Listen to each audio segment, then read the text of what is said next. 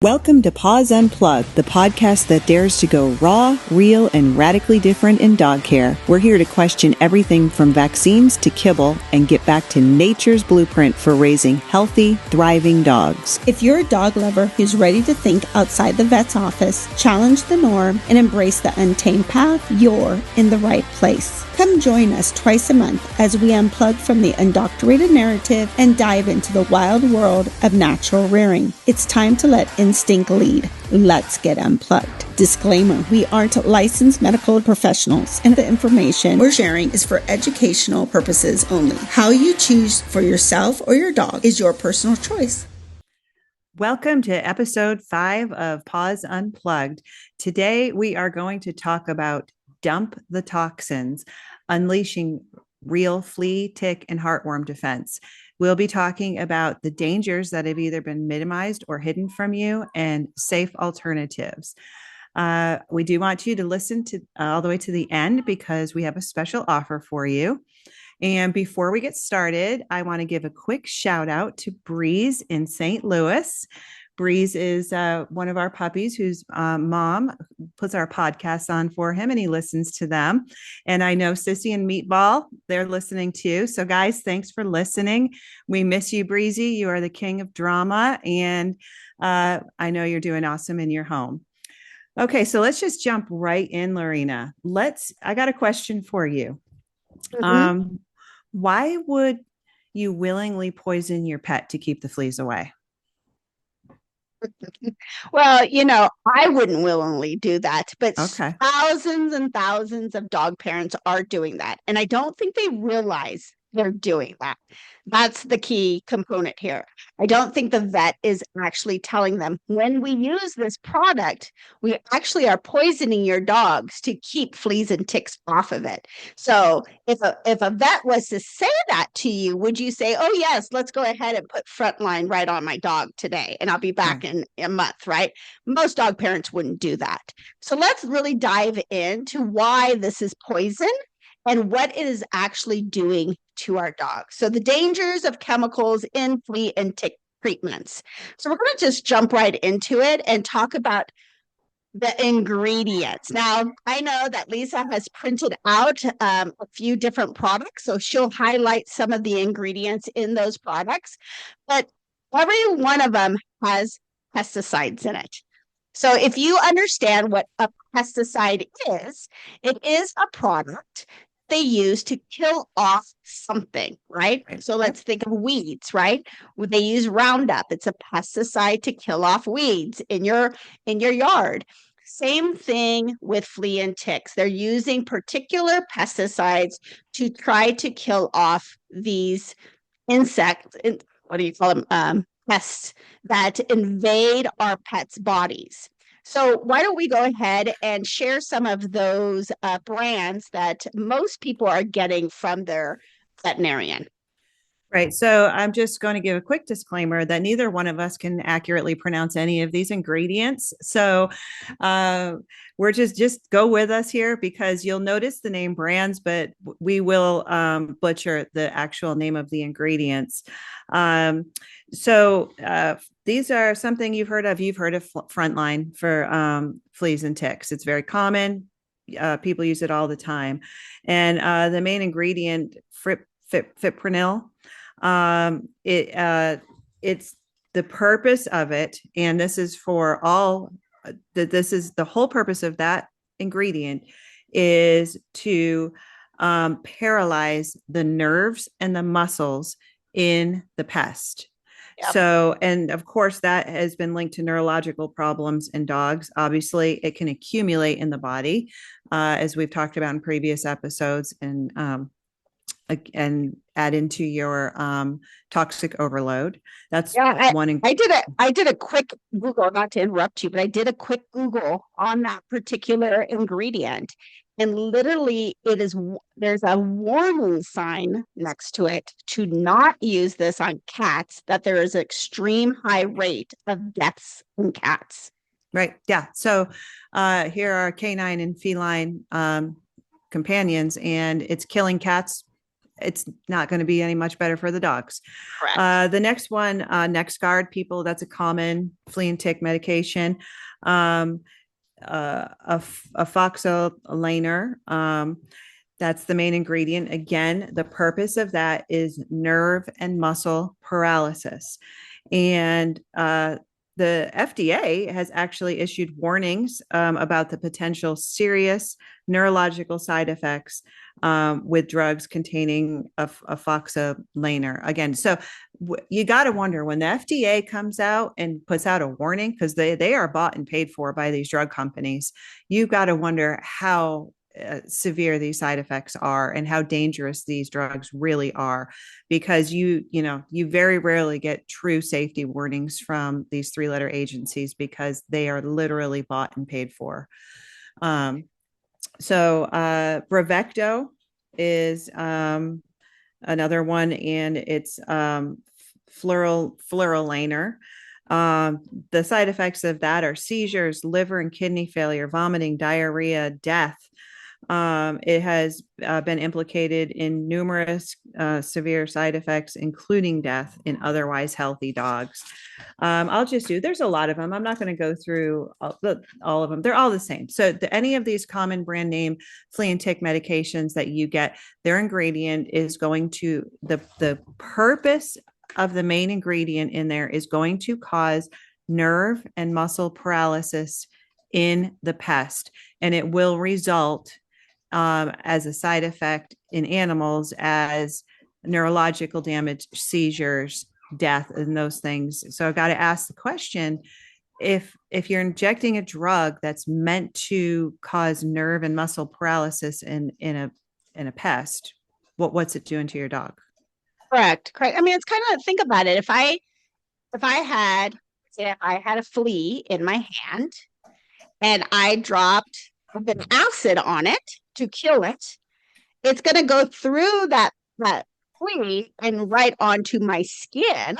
And now I'm going to get these same effects, maybe not of that disintegration at once, but as it gets into my nervous system and spreads along into my body, then I'm going to have major side effects. So some of the side effects that I really want to highlight in all pesticides that are in all these types of chemical treatments are, you're going to have like liver damage, thyroid issues, seizures, skin irritations, allergies. There's going to be just a plethora of different side effects.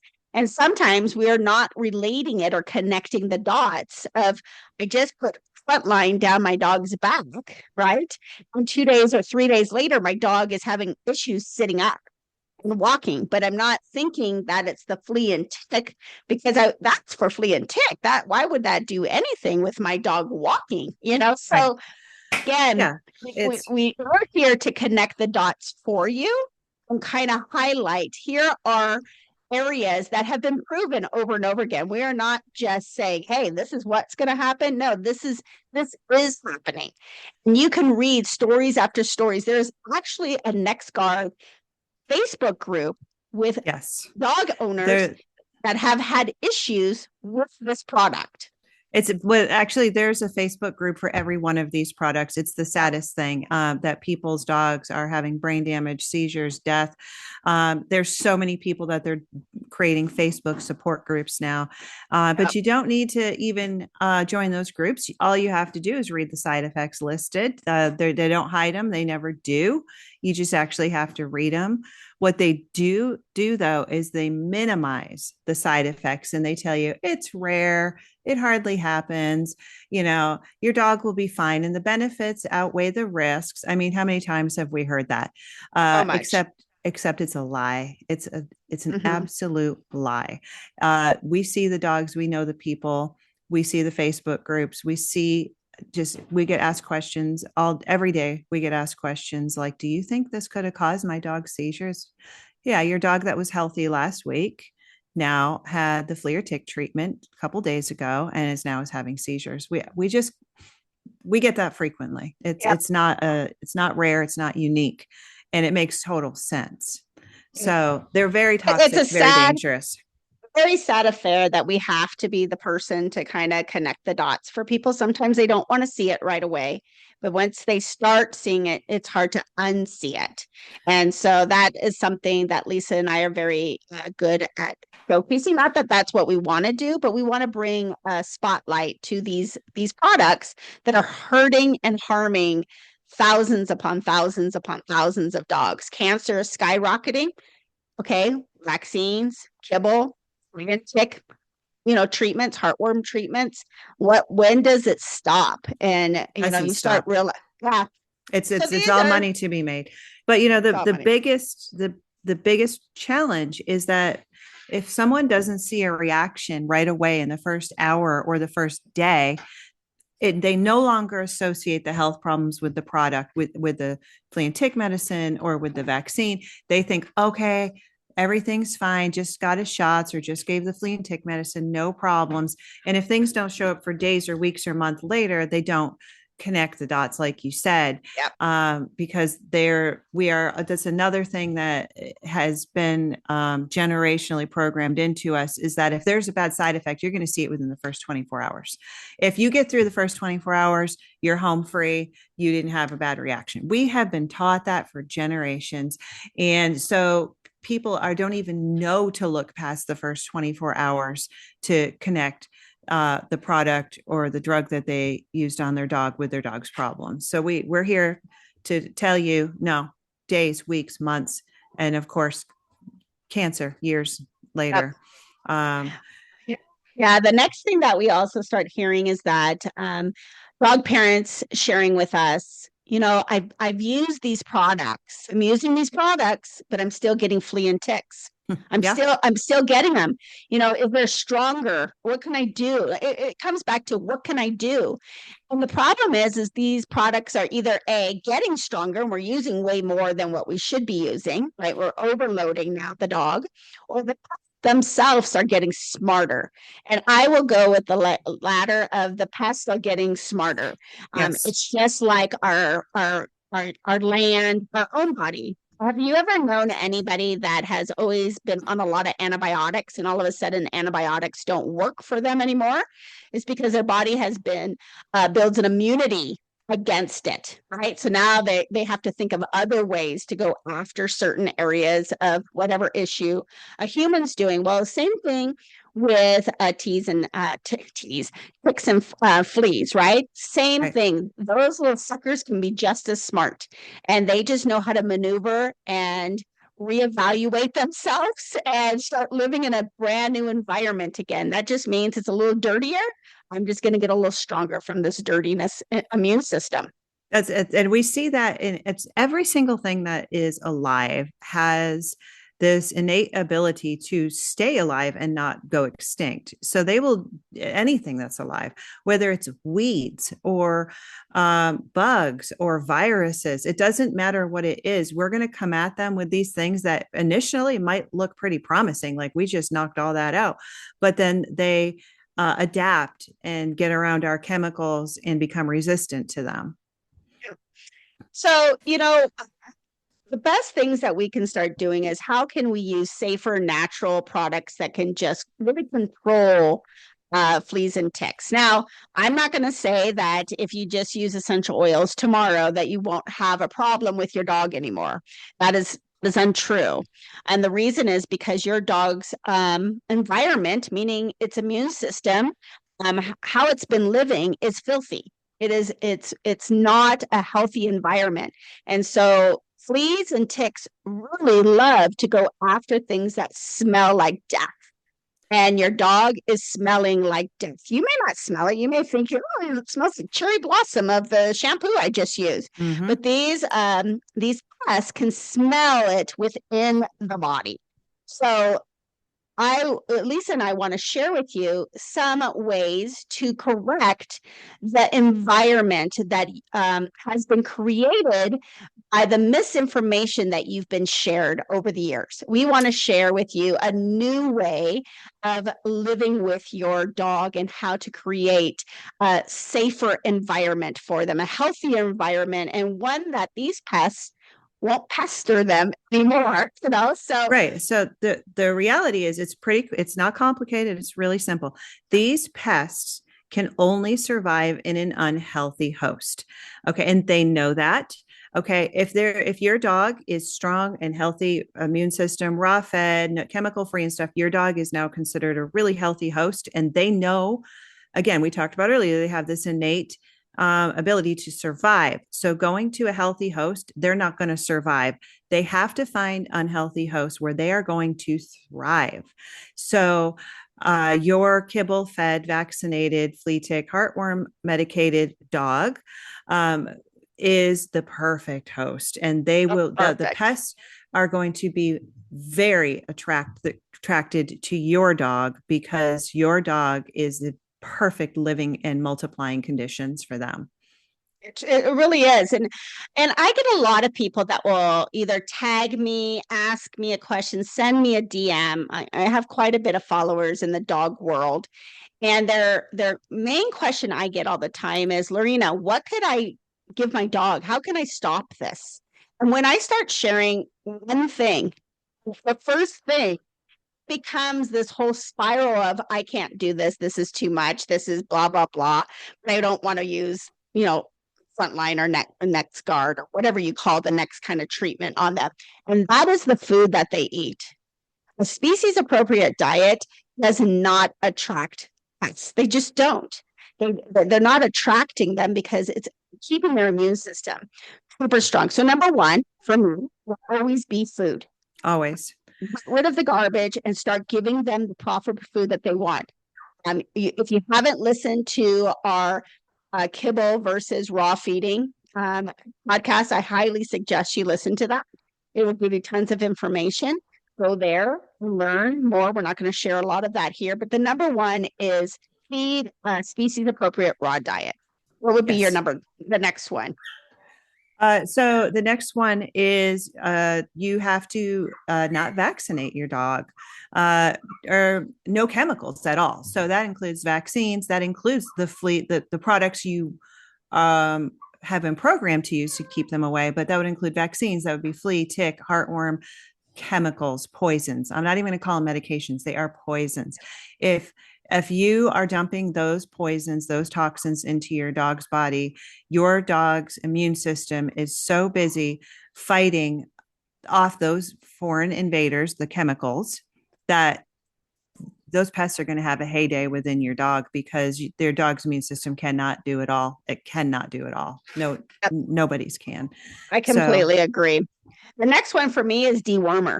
Like deworming a dog is like one of the worst things you can do. And I'm talking about a chemical dewormer. You are killing the gut flora every time you deworm your dog. And so if you think about it, if you got a dog that was dewormed and vaccinated, it's already a perfect host for fleas and ticks. Right. And go ahead. Sorry. Yeah, it's okay. So yeah, I would definitely, if you have a dog that has either or both, right? Start working on the gut. First, we're going to vaccinating, going to feed a raw diet, and now we're going to give it some great products to really help the gut. And the first thing that you should think about getting is tripe. Like start getting tripe to really support the gut health. And then you can add from that. Again, you can listen to our raw diet cast that we did. But these are my 3 top things that you really need to hone in on. Start educating yourself on that and start living this kind of lifestyle with your dog. It's not difficult at all. Let's simplify it down to 2 things. A species appropriate raw diet goes in the body and none of the chemicals. Number 2, no chemicals go in the body. So whether it's vaccines, flea, tick, heartworm, or dewormer, none of the chemicals. So it's a 2-step thing. The good goes in, the bad does not go in. That's it. I love it. I love it. I love it. And then next is your environment, right? So let's talk about that. Like Lisa and I talked about this a little ahead of time, like, oh, what does your environment look like? And I was like, what do you mean? What does my environment look like? Right. Do I bathe my dog like every other day? No. Our dogs probably get a bath every once or 2 months. Probably every 2 months is basically when we give our dogs a bath. Our dogs don't have like beds where they lay on. They basically lay on our beds or our couches. So we have blankets on it. We wash them not because of fleas or tick issues that I'm scared of. It's because they freaking stink. Like they just start smelling like dog and dog hair. Yeah. And dog hair. I just want to keep my house looking kind of clean, right? I do have dogs, so it's never ever gonna be clean, and I have kids. But that is something that I would suggest. Keeping your environment a little bit more cleaner. But you need to use chemicals or bleach things or spray things that have chemicals in it. Just be mindful of, hey, if we went to the river today and my dog played in the river, right, and was on the banks of the river, maybe I'm going to check my dog, and maybe I'm going to wash some stuff and keep some things a little bit more tidy. But that's more like common sense to me for that. Right. What else would you suggest? So yeah, like you said, we're just going to keep things. We're going to vacuum. We're going to wash the bedding. I only give my dogs a bath maybe once or twice a year. I don't even do it that much. But so then we can move on to, okay, so let's say you are feeding raw and you're not putting the chemicals in, but you live in an area of the country where fleas and ticks are pretty heavily infested. So those little buggers are still after your dogs. We can talk about some natural things that are not poisonous that we can now use as tools, because these natural things that we're going to mention will never work on your dog if you're still feeding kibble and vaccinating. 100%. 100%. What we're saying is the first thing you do is get your house in order. You get your dog on a species appropriate raw diet, and you stop with all the chemicals, whatever chemicals they may be, whatever poisons they may be. And you'll see your dog begin to get healthier and healthier. But sometimes naturally reared dogs or dogs that are on the path to healing are still exposed to flea and tick. And so now what we need to do is we find a safe solution for your dogs to help deter and prevent these kinds of things for your dog. So what are some good things, Lorena, that we love to use for our dogs that are safe? So one of the things that I really do love using with my dogs is essential oils. And before anybody comes and tells me, oh my God, they're toxic, they're going to kill people. Have you ever heard a dog died of essential oils? I'm not talking about essential oils you pick up at Walmart or Bed Bath & Beyond or Home Depot or TJ Maxx, okay? Like, I'm not talking about those kind of essential oils. I'm talking about very pure oils. And when I say pure, don't look at a bottle that says 100% pure, like, again, at any of these shelvings, because the FDA does not regulate essential oils. So only 10% has to be oil, and the rest can be whatever the heck they want to put in it. Right. Like certain oils, and if you ever wanted to know those kind of oils, you can go figure it out. Like, I can name some, like Melaleuca has good oils, doTERRA has good oils, Young Living has some good oils. I think even Plant Therapy is a good oil, so those are the kind of essential oils I'm talking about. And I'm saying this kind of long-winded because there are some shitty oils out there that I would never use. There are some oils that smell pretty and they're just as toxic as everything else, and they're just made with chemicals. And correct. So fragrance. They're made with fragrance. Right. Yeah. So do your research. Lorena just mentioned 4 brands that I would trust. So I would look up one of those and just use quality essential oils. So that's a great starting point. The fleas and ticks don't like them. Yeah. Some of the oils you could use is like, I really, really love orange. The reason I love orange is one of the best type of essential or smell or essential oil that they use in the pest control. Like, they really use an oil-based thing. And so orange essential oil is really nice with clove, cedar wood, lavender, eucalyptus. These are just some cedar. I already said cedar wood, but those are some really good oils you can start with. They're not very expensive. You can get 3 of them, and that could last you for a very long time. They go a long way.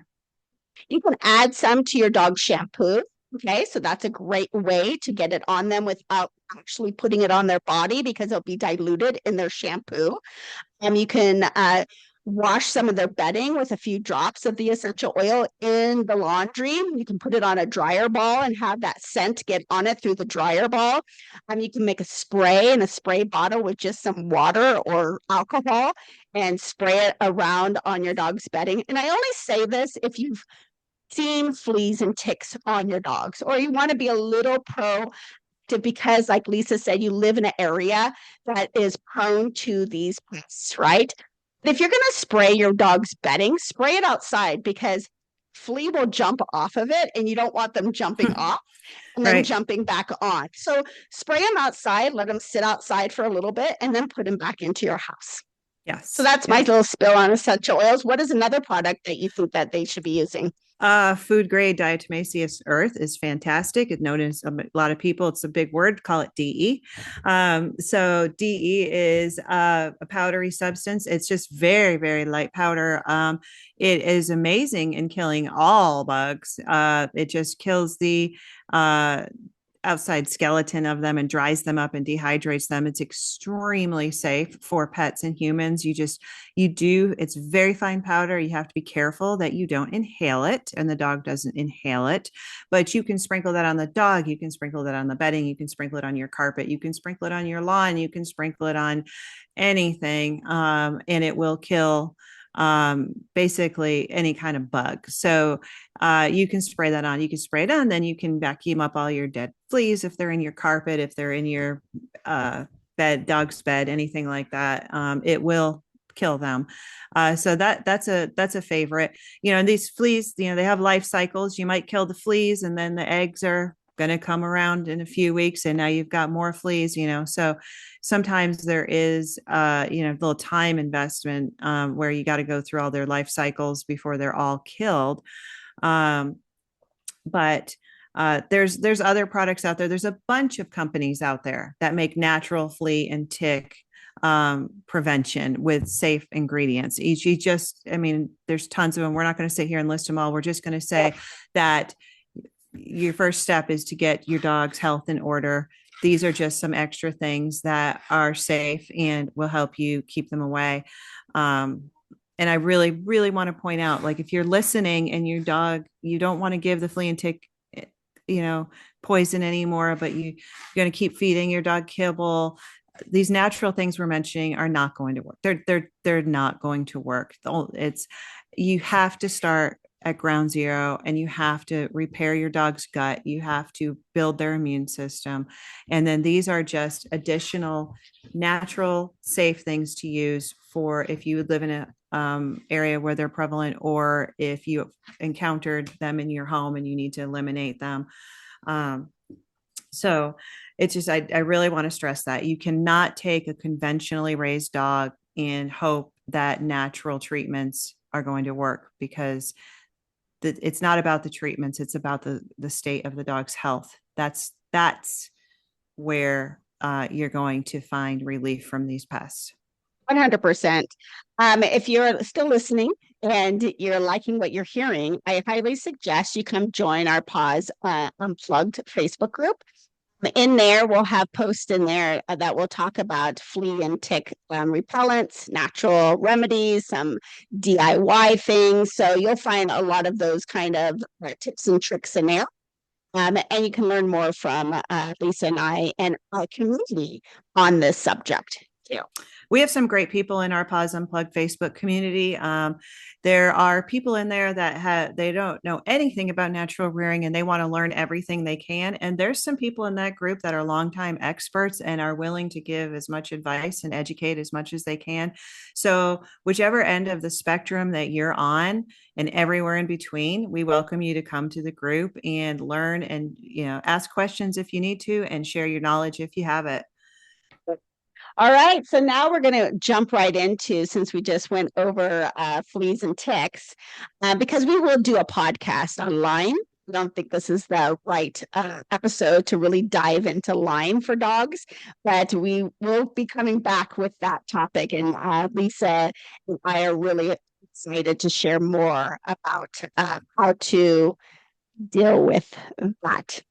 Yes. Yeah, because that's a big ball right there, is the whole Lyme thing. But I'm gonna dive into heartworm and the truth behind it, because kind of falls into fleas and ticks. And the reason I say that is because Your vet comes in, you're like, oh, we got to do this treatment. And oh, let's just get them on the treatment for heartworm because we live in Georgia, just because. Right. And at least I want you to kind of share, let's paint the picture for them about heartworm. Okay. Let's kind of share with them what is being told to them in fear, but let's share with them what the bigger picture is of truth behind worm. Sure. The first thing that I'm going to point out is that we only fear what there is a pharmaceutical for. We have to understand that. So there's a pharmaceutical for heartworm, so we fear it. There are just millions of viruses and bacteria on this earth that we live on, but we only fear the things that have a pharmaceutical for them. And okay, heartworm has a pharmaceutical, so now we're afraid of it because it can be big, long worms wrap around your dog's heart, squish their heart, and now they're dead. That's what you're told at the vet. Different story in real life, though. Yes. One that's not so scary. So heartworm comes from a mosquito that bit an heartworm infected dog, and now it comes and bites your dog. It is a big process for a mosquito to find a dog that has heartworm and then find your dog and actually infect your dog. And it has to be a female mosquito. So let's make that clear. Not just male. It has to only be a female mosquito to bite, then transport. Yes. And so the likelihood of your dog getting bit by a heartworm infested mosquito, it's very small. I don't care how many mosquitoes are in your yard. I've got millions in my yard in the summer. It's not about the number of mosquitoes. It's about are any of them carrying the heartworm? That's what you need to worry about. So let's say there is one carrying heartworm and it did bite your dog. There is a huge process that this parasite has to go through to actually become any kind of problem for your dog. There's a lengthy process involved, but the process from that mosquito bite to the heartworm becoming a problem takes 3 to 5 years. Okay, years, not months, not weeks, not days, years. So you have plenty of time to heal your dog and get your dog in the right place. You do not need to jump on toxic medications because your dog came up with a heartworm positive test at all whatsoever. Was like, Lorena, you were going to say something about the mosquito also has to bite at the certain time of day. There's something where I read, I got to try to remember. I'm going to find the article so I can share it with everybody. I'm sure it was Dr. Will Faulkner. I'm sure I've read it from his because he is very educated on heartworm and he teaches so much about the myth behind heartworm and how so many dogs actually could test positive for heartworm, yet was not active with heartworm. It's kind of like, it's almost like a titer in some ways. That's not, just because I carry something in my body doesn't mean it's active. It's like us with cancer cells. We have cancer cells in our body, but doesn't mean they're overloaded and active to actually cause the disease to form, right? It's the same thing with heartworm with a dog. So let's just say hypothetically, okay, your dog gets tested positive for heartworm. Just know your dog is not going to drop dead tomorrow. That's the key here is that you have so much time on your hands to change the environment again of your dog. Means what are you doing to create the bad environment and start doing to create a good environment? So what does the diet look like? How many times are you going to your vet? What are you utilizing on your dog, right? Again, there's only two things. What are you feeding it and what are you putting into it? Right. And if you're putting in things into your dog that contains poison, then you're going to get poisonous type reactions within the dog. So look at that environment again. If your dog was tested positive. Start switching it up. In 6 months, go get tested again. You'll be amazed that they'll tell you once your dog is positive, you can never change it. They'll always tell you that. Like, it will never, ever change. Yet that is a complete lie. You change the environment with your dog becomes more immune healthy.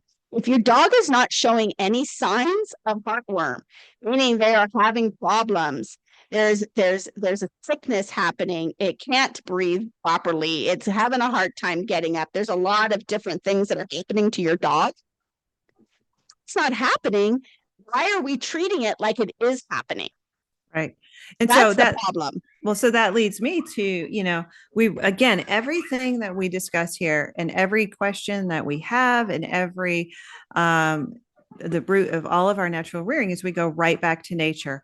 The wolves, the coyotes, the foxes, they live in the woods. They live outdoors 24 hours a day. They are there morning, noon, and night when mosquitoes are most active. I don't know if you've ever been camping up in the mountains of Idaho or anywhere else, but you basically have to walk around in a net because the amount of mosquitoes that are up there, again. And so they are exposed 24 hours a day. Our dogs go out in the backyard and run around for 20 minutes and come in, which we do like them to run around more than that, but that's your typical American dog. If they're out there 24 hours a day where the mosquitoes, there's no spraying, there's no pest control, there's no nothing. The mosquitoes are living their best lives up in the mountains, right? And so the wild dogs are exposed to way more mosquitoes than our dogs are exposed to, and yet they're not dropping dead of heartworm. But we're worried that our pet dogs in our backyard that go out for a little bit here and a little bit there are now becoming infected with heartworm and they're going to die from it. So what's the difference here? Now, those dogs in the woods, they're eating a raw diet and they're not being injected with chemicals, two-step things. And there's no fear factor around them. Okay, so that's the other thing is the fearful ads, the fearful tactics that these vets are using on their patients, just creating a long-term client, customer to continue to come back. I mean, these heartworm treatments aren't cheap. Everybody that tags me and talks to me, it's like $1,000 to $3,000. I mean, it is outrageous, the treatments that they want you. It's almost like, like, here's the package I'm going to sell you today. I'll see you back here in a few months for your next treatment. But, right.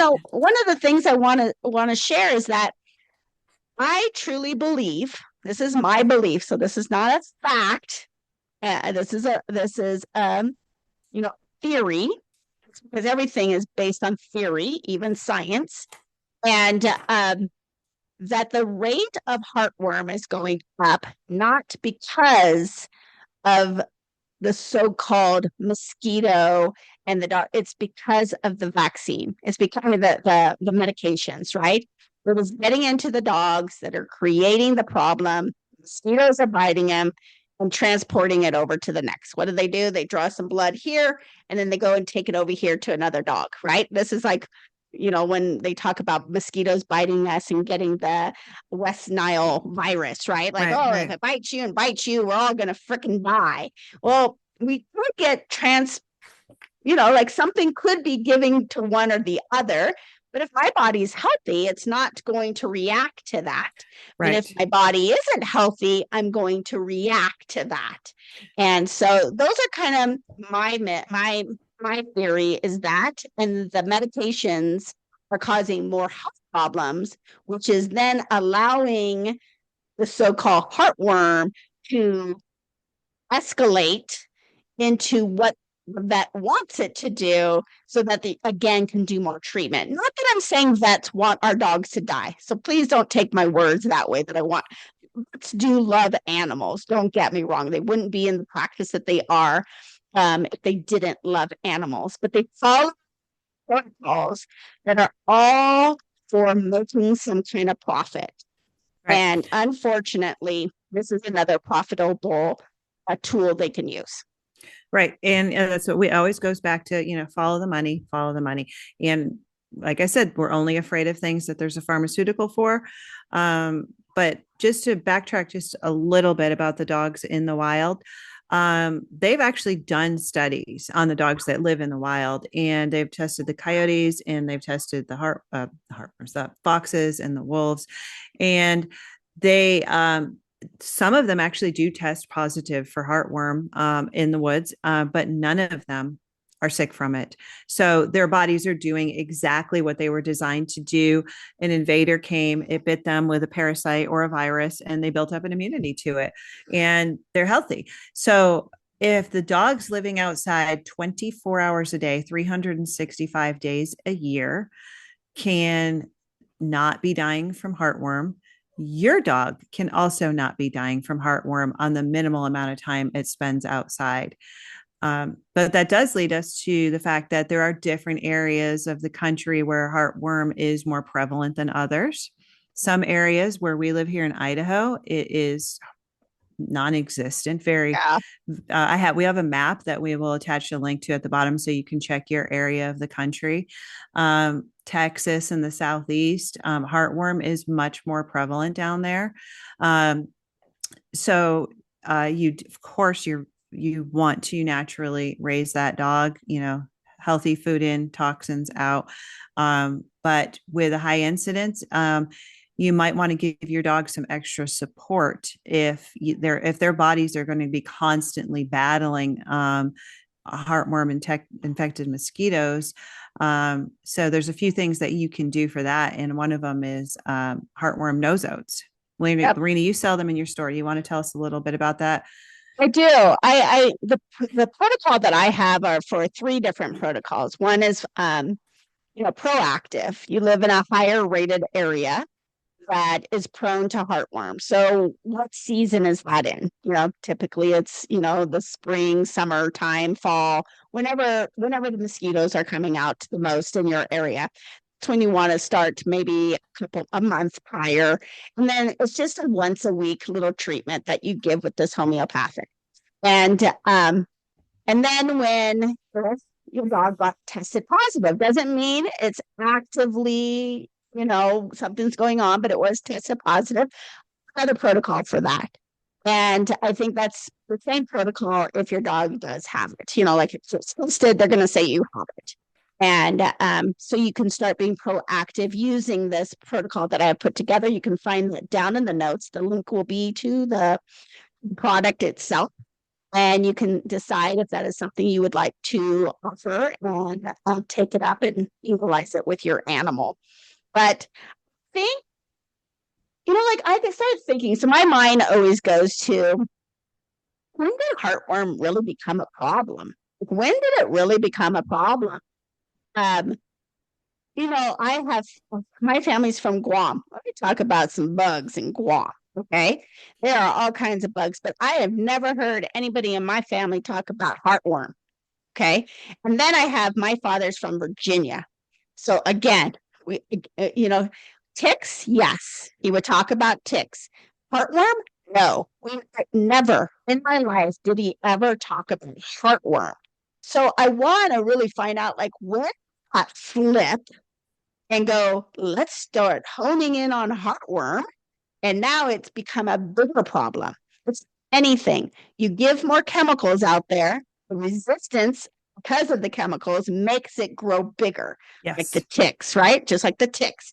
Resistant, bigger issue. Resistant, bigger issue. We can talk about that with politics, right?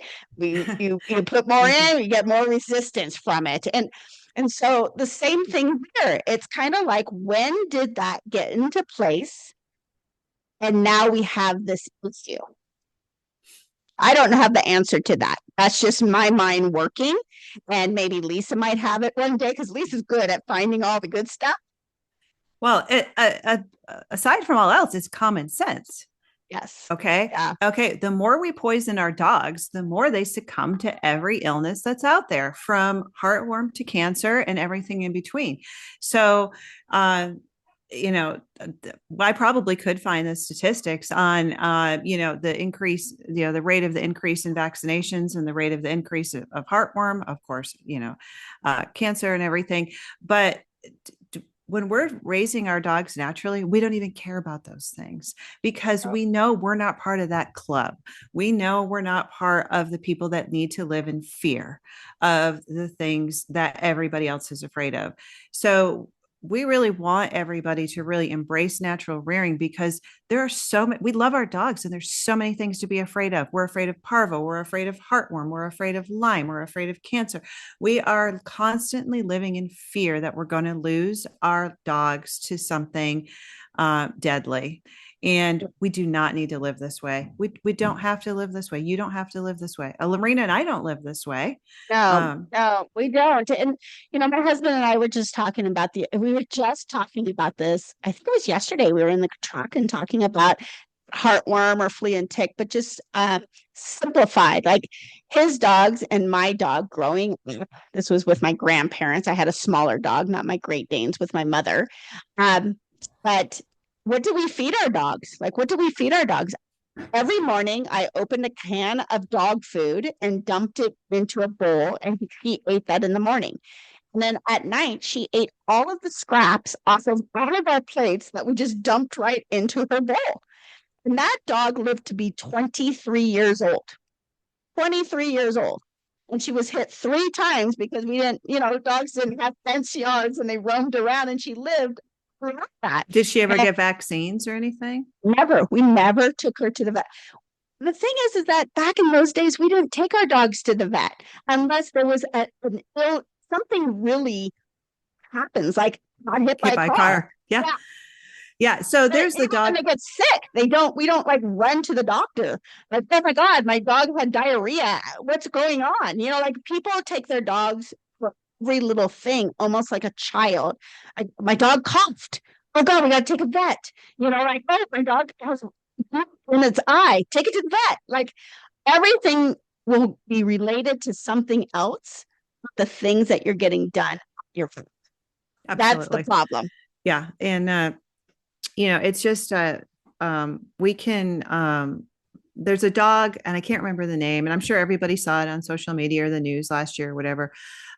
Lived in another country, lived to be 30 something years old, world's oldest dog, and they're like, how did you get your dog to live this long? And she's like, I never took him to the vet, and she fed him table scraps. So I mean, we do recommend feeding a raw diet, but table scraps is way better than kibble. And staying out of the vet's office is obviously key because the vets have nothing to offer you but drugs. And so it's crazy. It's like you give them an inch and they take a mile. So heartworm, they push it year round in most areas now, even though mosquitoes are maybe out only 3 or 6 months out of the year.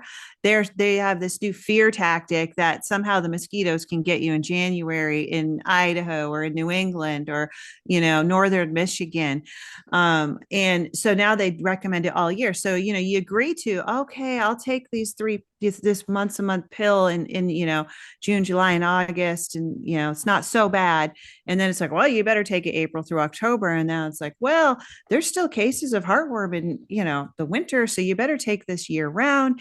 And it's like, so now it's just more, every time it's just more frequency, higher dosage, and there's no end to it. There is no end to it. And, it's like kind of that's not a protocol. A protocol, like a supplement, a product to combat something, is not supposed to be lifetime.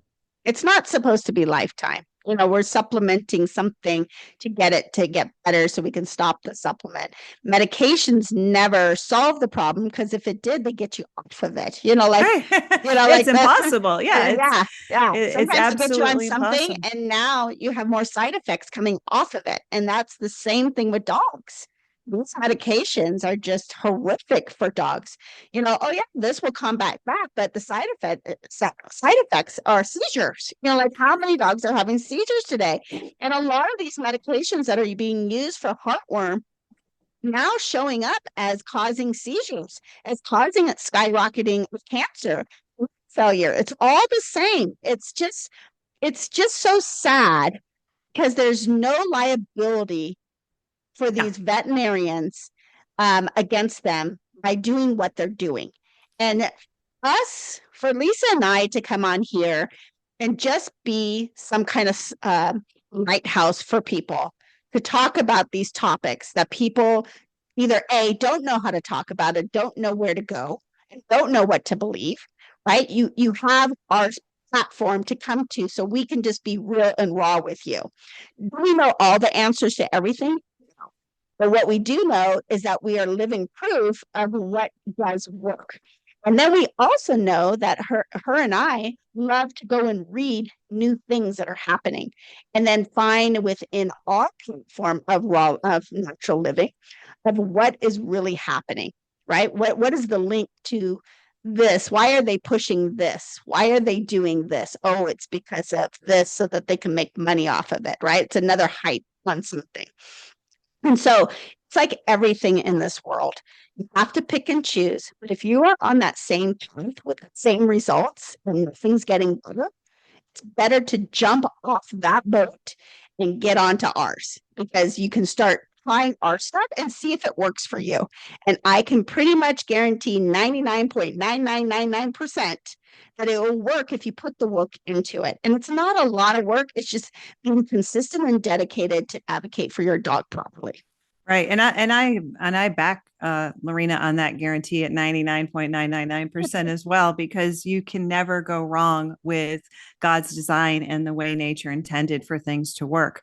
And I want you to just take this into account, and since this is about flea, tick, and heartworm and how serious these toxins are. We listed the ingredients and stuff, and most of these flea tick medications are given once a month, either by a pill or a gel or whatever on the back of the neck. And they last for 1 month. Now, we talked about the ingredients are designed to paralyze the nervous system and the muscles. What must be in those drugs? That they circulate your dog's bloodstream for 30 days. Okay, so you're having ingredients that are neurotoxins, and they paralyze nervous system and paralyze muscles, circulating your dog's bloodstream for 30 days.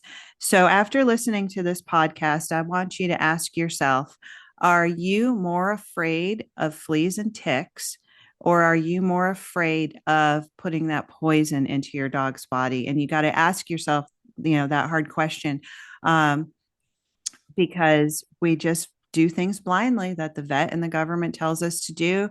And we do it with good intentions to protect our dogs. But I need you to think about poison, neurotoxins, nervous system paralyzing agents circulating your dog's bloodstream for 30 days.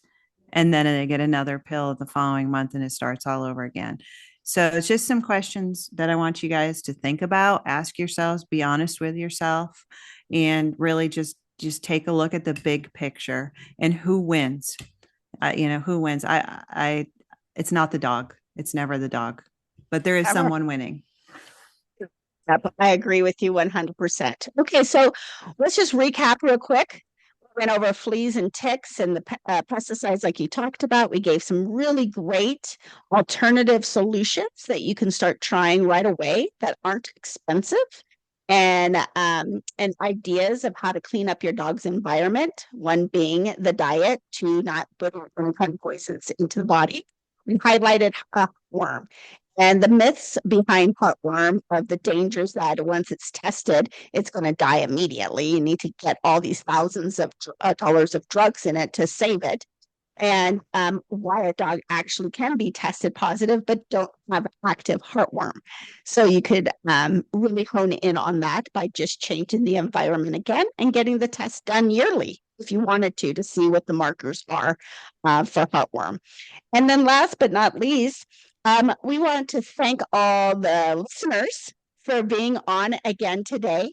If you could send us any feedback, we would greatly appreciate it. We love to hear. We continue to get a lot of great feedback with people telling us that they love listening to us. They appreciate the topics that we're talking about, and they just can't wait for the next one. of what we're going to talk about because we give such great insights on products or lifestyles that they never really thought about. And it really warms Lisa and my heart a lot because we're so passionate about bringing healthy dogs into this world. And so if you can like this podcast, if you can share it out to your listeners, we would greatly appreciate that because that helps us get the word out to more people out there like you that are willing to learn about these types of topics. Was there anything else you'd like to share with our listeners? Yes, because at the beginning of the episode, I said to stay tuned to the end because we had a special offer for you. So down below, we have a coupon code for our stores. We both have stores that offer some really great things for your dogs. Lorena has those nosodes in her store. So if you are concerned about heartworm, that's your place to get them. And we've got a discount code for you. We've got dog treats, we've got dog balms, we've got great stuff for your dogs. It's all healthy, it's all beneficial. So the links to our stores are down there along with the discount code, just to say thank you for listening.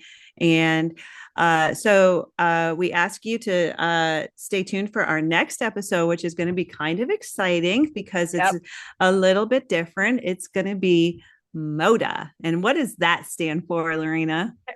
Make our dogs healthy again. And so, with this new presidency coming in, with the new people coming on board to make America great and healthy again, we really want to highlight how to make our dogs healthy again, too.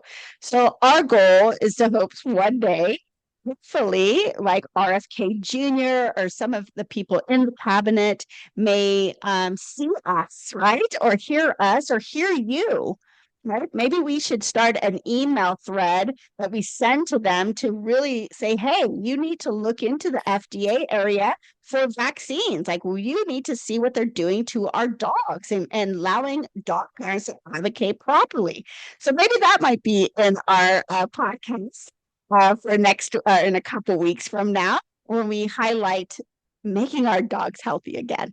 We're so excited about that. We're really excited because, not too long ago, we were in a pretty dark place where chemicals, poisons, and everything else was weighing very heavily on us. And it really didn't look like there was any way out of it. There's a very different outlook in our country right now. And there's so many people that are so excited that we have hope to be able to break free from literally being poisoned in our air, our water, our food, in the pharmaceuticals. And the thing is that we can't leave the dogs behind. We can't leave the pets behind. They have to be included in this movement that is coming to restore everyone to health and to stop being injured and murdered by big food and big pharma. We're excited about that episode. So stay tuned for that. And I think that wraps up today's episode. I think that covers everything we wanted to cover. If you have any questions, put them in the notes, and we love your feedback. And like Lorena said, please share, because that's the only way that more people will get to hear us is by you sharing our content. And we're on YouTube too. We'll put that link below. So if you're a visual person and you don't like to listen, but you want to watch, you can watch our podcasts on YouTube. So check those out as well. Whichever format you like, hopefully we have it for you. Perfect. Well, thank you for joining us again and sticking around and learning some really great information that Lisa and I continue to share with our listeners. Until next time, we'll see ya. Bye. Bye-bye.